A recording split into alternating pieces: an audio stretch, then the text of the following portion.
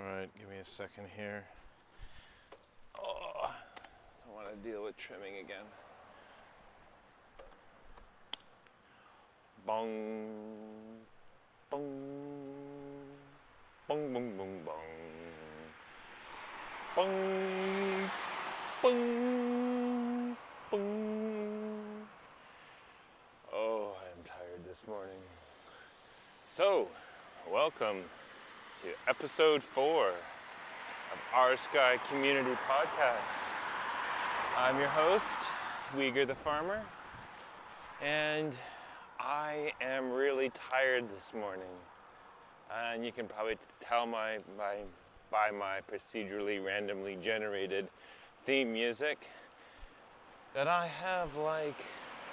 am dragging my feet this morning. That trip to Ottawa and back with the excess energy drinks has definitely killed me. But not enough that I jump on my bike and start biking. So here I go. And this is a podcast about the upcoming game No Man's Sky and the community. And that's why we call it Our Sky. This is a brand new universe for us all to explore and enjoy and share and celebrate and be awesome in. So we have a space on the web at oursky.space or on Twitter at ourskycommunity, and pretty much everything you can find about us is on there. So let's begin. Episode 4, procedurally generated. So this is a topic request from at F_Meki, and pretty cool cat, and Photoshopper Deluxe, meme master, and all around good friend. So F_Meki asks about if I could talk about other games that have procedurally generated maps, or games, or something of the like. And I guess before we start listing off games and describing them, and actually I think I've played most of them, let's kind of talk about a little bit about what it means. So I haven't looked up the Wikipedia entry, but from my excuse me, morning coughs. From my understanding, is a procedurally generated game is a game where there are some to little assets on disk, and based on formulas and rules and situations, those minimal assets get created into something cohesive, and they can be repeated. So it's not randomness,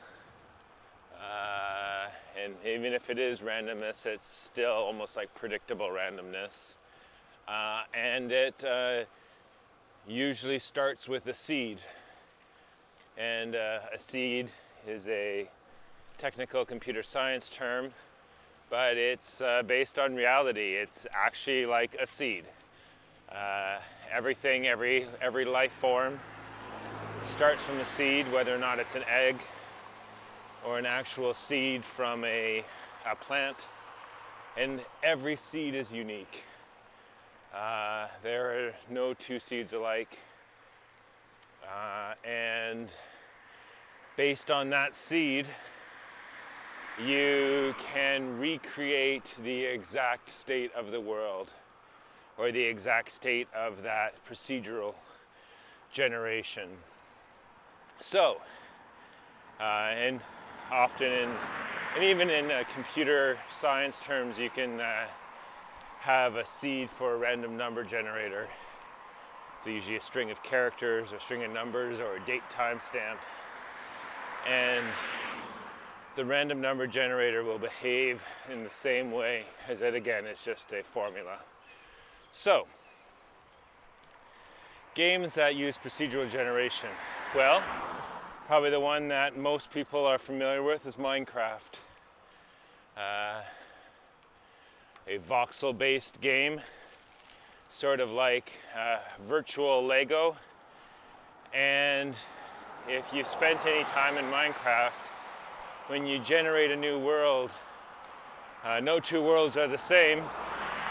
And when you generate a world, that world comes with a seed number. And the amazing thing is that if you take that number and you give it to anyone else in the world, when they say create new world and they enter in that seed, they will get the exact same world. So if you found a buried cave with a buttload of gems, or a volcanic mountain range, and it's something you've never seen before, then no one else will ever see that thing unless you give them that seed. And so you give them that seed and you say walk 100 meters in this direction and 30 minutes in that direction, and they will find the same patch of diamonds. And that's what procedural generation is. It's randomness built with a formula. So Minecraft is one, and Minecraft is, I would say, fairly close to a very basic version of No Man's Sky, in that the number of assets is very small, and the world, there's no levels stored on the Minecraft system, and the system generates it. Give me a second here, I've just pulled up to a red light.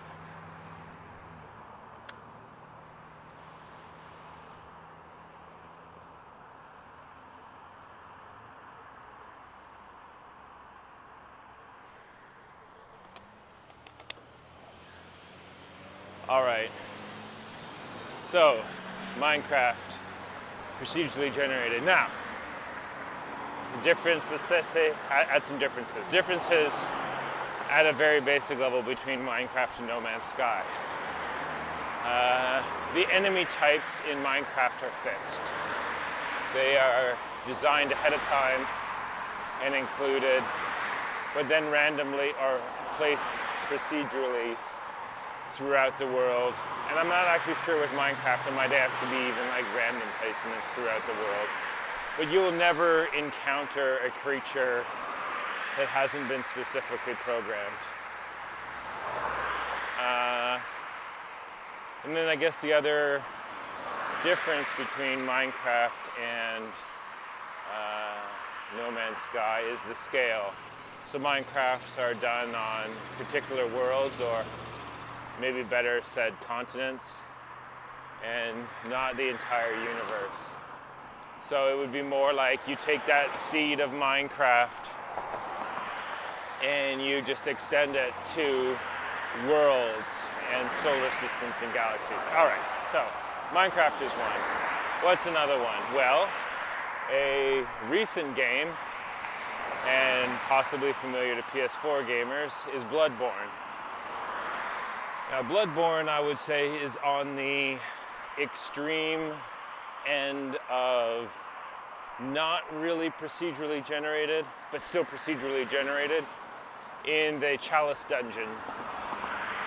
So with the Chalice dungeons, they are procedurally generated dungeons, so it ends up being like a dungeon crawler, and it takes, with a seed, every dungeon that's generated gets a seed, and that dungeon gets randomly made, and it looks like legit, true human-generated levels with traps and enemy placements and treasures and all of the things that you would expect in a Bloodborne and a Souls game is there. But infinite number of combinations. And again, if you share that seed, then anyone else can play that dungeon. So the amazing thing is there's whole communities have popped up for the Bloodborne Chalice dungeons in terms of finding amazing combination of weapons or unique enemy combinations. And again, like Minecraft, the enemies don't change. They're still in-game enemies. And the assets of the world don't change. They are assets that have been created and included on disk. But the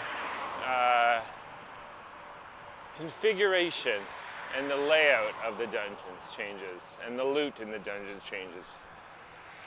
So, and then I would say in a very similar vein, you have Diablo, and I'm not sure which version started it. Might have been Diablo 3. I thought at some point it was talked about in Diablo 2 that every time that you played at least the riffs, that the layout changed. It was random every time. Very much like how Bloodborne chose to work. So basically, level design was procedurally generated. And so yeah, so what it means is that instead of having a team of people lay out the game manually, you use a computer algorithm to do it. So there's a great video that Sean Murray had an interview with where he shows the procedurally generated system, and he likens the system to like a math formula, like a sine wave, and that would be the simplest formula. So you can enter in the x or y variable, and you will know exactly where you are on the sine wave. So he on screen applied the sine wave to the world, and all of a sudden the world's hills and valleys became sine waves. And it was incredible. And not only that, there was no loading time. You changed the formula and the system generated the world right before his eyes, our eyes. And so now, what I have not seen, so there's lots of other games. You can just Google procedurally generated games. And I even played games on, I think it was the Commodore 64, Adventure Construction Set. And it was like, you could make a rogue-like adventure, and you would enter in parameters, and enter in constraints and variables, and they would think, depending on the complexity, sometimes for an hour, hour and a half, 2 hours, I remember just going away and doing my paper route and watching Adventure Construction Set and praying that the system wouldn't crash.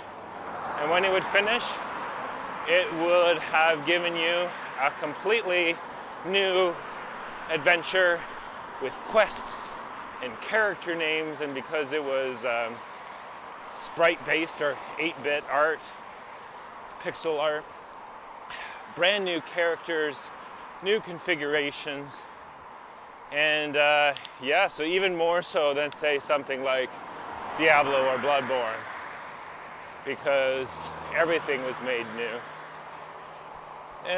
But again, hours of configuration, hours of computer thinking. Now, Commodore 64 had 64 kilobits of memory. Think about that.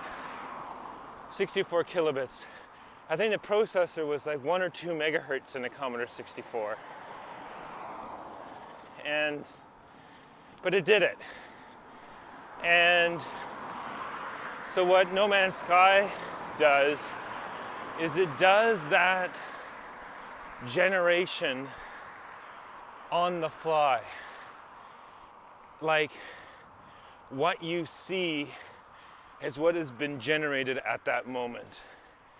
And I have not seen a game like that yet. Everything that I've seen, sorry, King Street Hill again, panting. Everything that I've seen is generated prior to play. But this is generated in memory on the system as you're there. So it's like the philosophical discussion of reality, in that if you don't observe reality, then reality doesn't exist. It's the same as if a tree falls in the forest and there's no one there to hear it, doesn't make a sound. Well, in the world of No Man's Sky, it doesn't, because it doesn't fall. It doesn't exist. It ceases to be. It's there, but it's only there in its possibility. It's just not there. So, right, so procedurally generated. So, it's been said that it's possibly what would be a true next-gen game, that the game reality exists while you're observing it, and no load time. Oh, give me a second, I'm at a red light.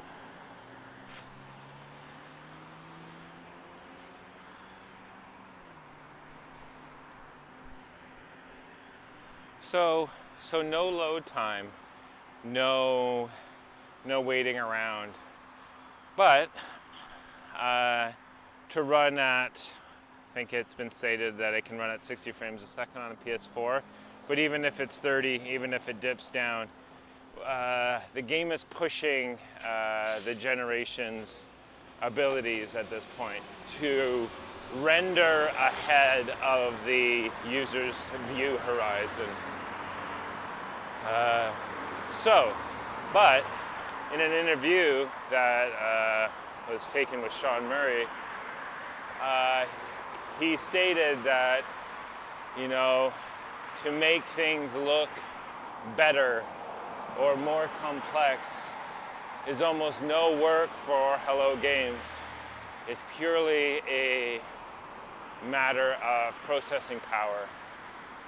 So maybe that's, you could just imagine in a couple years when a new PS4 comes out, or PS5 or on PC, that the game worlds will become more elaborate, more creatures, more foliage, more texture resolution, and without even Hello Games doing really anything, tweaking the algorithm and uploading and pushing out a new algorithm, and seamlessly your worlds become better.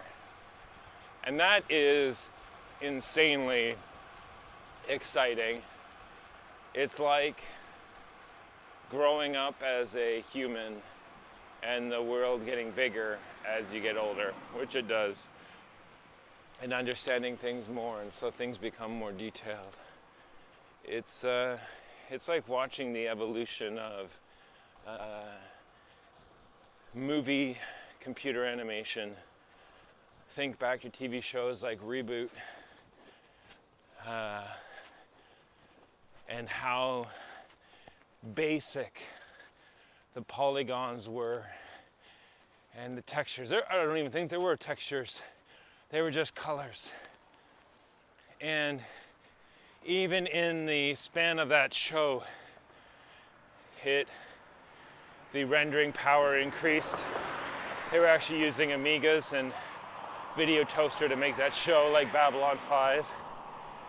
But anyway, as the years went on and the rendering increased, it became better. So what does that mean? Does it mean that we are actually truly beginning to experience what Elon Musk said about that the pace of virtual universe generation and fidelity is increasing so rapidly that eventually we won't be able to distinguish between it and reality? And what is our reality except the high fidelity simulation, a solo simulation with periodic check-ins and player-to-player interactions only when those players are within contact.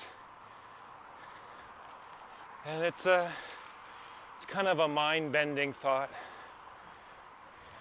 Now, how does that compare? How does that compare to a AAA non-procedurally generated game? Well, manpower, programming artist power versus computer power. And so a procedurally generated game, so No Man's Sky with its entire universe, was built initially with a team of just one, and now it's 10, versus a game like Assassin's Creed with 500 or 800 people, and the majority of those people are artists.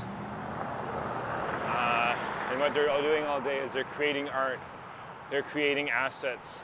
They are manually and painstakingly, brick by brick, recreating places in the world. So similar to in Minecraft, when you have whole communities building Westeros. It's manual. It requires huge amounts of man hours. But you get a intended output. So in Destiny, a 500-person team on Bungie, and they make a world, and that world is static. There is absolutely no randomness to that world. The world is as it is, unless they expend enormous amounts of resources to modify that world. And what that does is it provides a predictable level design. Now, maybe instead of all of that predictability, we could have lived in the age, or have a procedurally generated system that generates the solar system and then build your levels on that. Because one of the things with procedurally generated things is that you can generate them on the fly like I've discussed, but you can also generate them beforehand. And then if they're generated beforehand, you can generate, save, and build your levels on top of that. So, I believe that more and more games will adopt a procedurally generated world outlook, programming outlook, and especially done in real time. And we may take a step back in graphic fidelity, but with the pace of processing speed and storage space and memory capacity, then we'll quickly be back to qualities like Destiny and Infinite Warfare and Battlefront. Like, just one last thing before I pull up to my office is, could you imagine Star Wars Battlefront, but the entire Star Wars universe be procedurally generated? So that's your galactic conquest mode. it's like No Man's Sky with a Star Wars Battlefront skin. Like, we're talking about like Star Wars Knights of the Old Republic, like a massively multiplayer online world that is existing and is playable, but it's looks and feels and breathes like Star Wars. I just think that would be amazing, and it'll take some time for the gaming world to sort of switch to that, but they will. And when they do, I think you'll notice a huge shift in game development. Well, anyway, I'm pulling up to the office, so it's time for me to say goodbye. But again, this is the Our Sky Community Podcast. If you have any desire at all to say a few words, and send it to me, and it'll be the next podcast. It can be a minute, it can be 30 minutes, it can be a picture. Let's share it, and let's be a community. So, for Our Sky Community Podcast, this is Uyghur the Farmer. Be excellent to one another and party on, dude.